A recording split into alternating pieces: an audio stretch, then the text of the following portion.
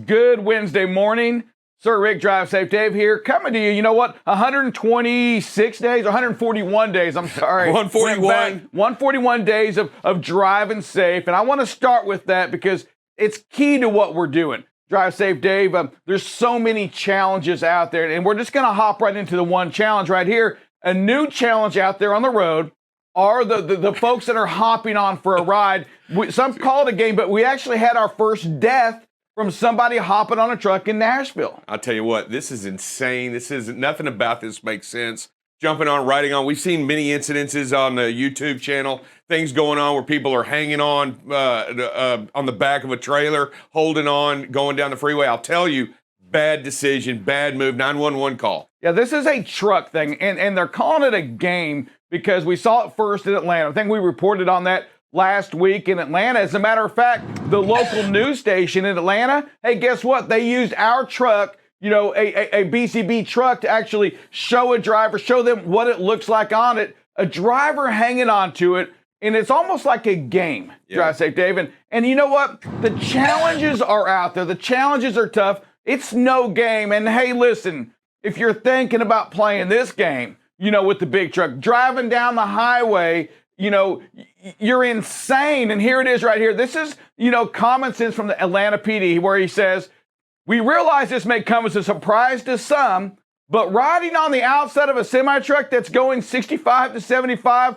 or any moving vehicle, you know what? At any speed, hey, it's a death wish. Yeah, it's not right. No, duh. I feel like saying no S. Really? Well, how do you not know that? I mean, come on. I remember Drive Safe as a kid. Hey, Drive Safe Dave, 7,000. So the odds are going down that it's going to happen, right?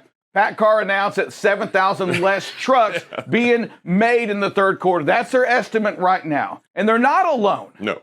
You're talking to all truck makers. All automakers, everybody that puts out new vehicles is feeling the crunch. And if they can't sell vehicles, they can't make as much money, right? They can't ideally, right? And they have to store the vehicles they make. They have to find a place to park them and wait for the chips to come. Yeah, so quarter one, 3,000 trucks made and parked, right? Everything's almost ready to go. It's like pulling a bowl of cereal, but you got no milk. Yeah, or spoon. What are you going to do? You're going to set it to the side and wait until tomorrow? Here's a fork. And yeah, that's what, right? So that's what's going on. 3,000 trucks, quarter one, made, set aside. Unbelievable. The end of second quarter, it's up to 6,000. All of these shipping issues that are going on, and people today, let's face it, they're having to get creative.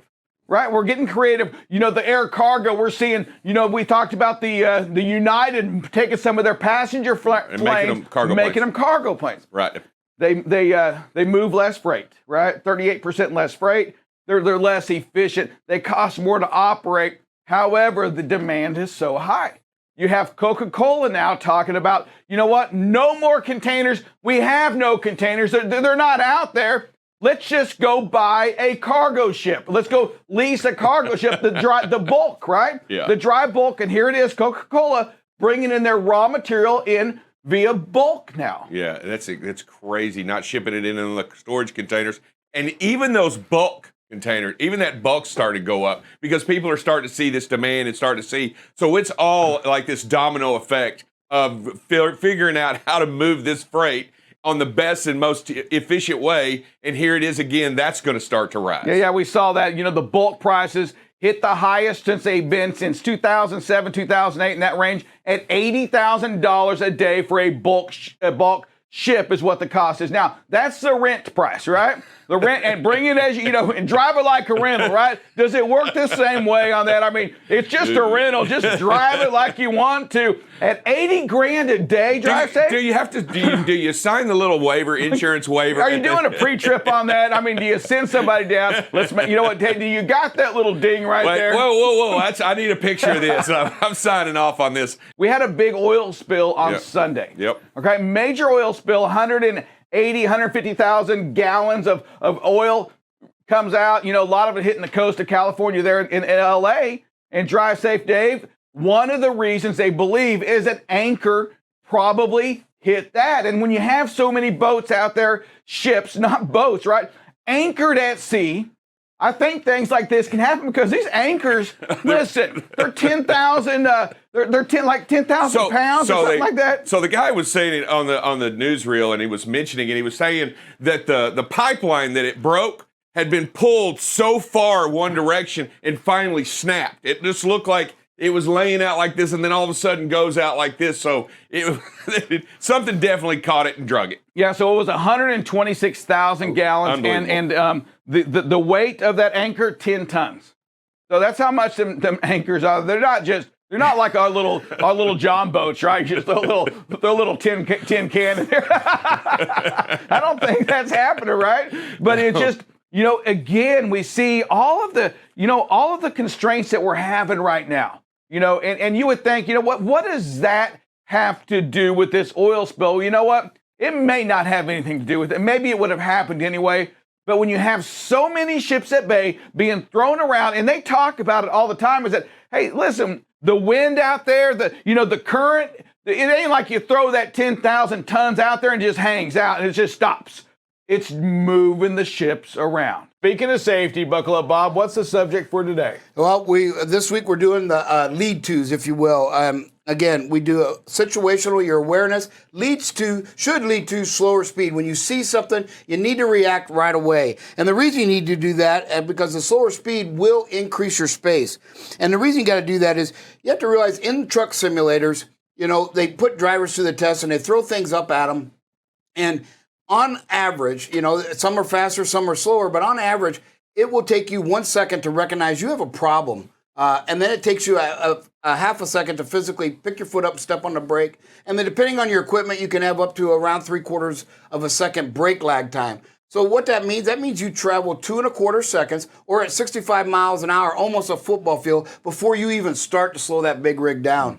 So it's important to understand that why when we say you can't tailgate, use the lines. You need to have that 4 to 5 seconds, because if you're at 2 or less, you're not even going to start to slow down before you hit them people, because they're going to slow down quicker in most cases, especially if they're four-wheel cars. And so again, 2.25 seconds, almost a football field, before you even begin to slow down. That's just processing through. So that's what we talk about. Slower speed, 5 miles an hour, right? Yesterday, we showed that can reduce fatalities by 8%. It's because that 5 miles per hour gives you that extra 1 or 2 seconds that maybe takes from just running right through the car to hitting them, or from hitting them to just not hitting them at all. So every little bit, it reduces the severity of what's going on out there. Yeah, when you talk about the distractions or being on a cell phone or something like that, that 2.5 seconds quickly becomes 3.5 or 4 seconds, and now you've gone a football field and a half. Good thing this guy, but we're going to have a other vehicle out in the middle of nowhere, but it's really hard to see. It almost looks like a truck simulator right here. Is this even a real video? Yeah. And then we got a guy passing in the no passing zone. Did use his blinker, but it's just one of those things where you've got to be aware, even out here where it looks wide open. I think it's very hard to see what's on the horizon there a little bit. All right, for real. Is this a real video? It's a real video. Whose video is this? This is this driver's video. Is this what kind of camera is this? I'm serious. This thing it doesn't look like our normal videos. It looks like a cartoon. And by the way, this windshield. A U-turn. Great situational awareness by this driver, as the other vehicle coming the other way is going to make a U-turn right in the middle of the highway there. And this driver, way back here, has plenty of space, good speed management, and keeping that big picture in mind as he sees another vehicle trying to make a U-turn. Never safe to do so, especially on these rural country roads. You see it a lot. And this is just scary. Somebody coming down the wrong way. It's a one-way. You can't, but it's the other vehicle. Great awareness by this driver, just almost stopping completely. Gets to the right, which is kind of the textbook. Get to the right of the oncoming vehicle and just slow the speed. Take the speed out of it as quick as you can. Driver did this. And this driver called me on this one and said, man, it was scary because this guy just made the wrong turn, I guess right here, came off of the other way and made a right turn, didn't know where they were, but clearly made a mistake there, and it almost could have been really catastrophic. But this driver did a phenomenal job.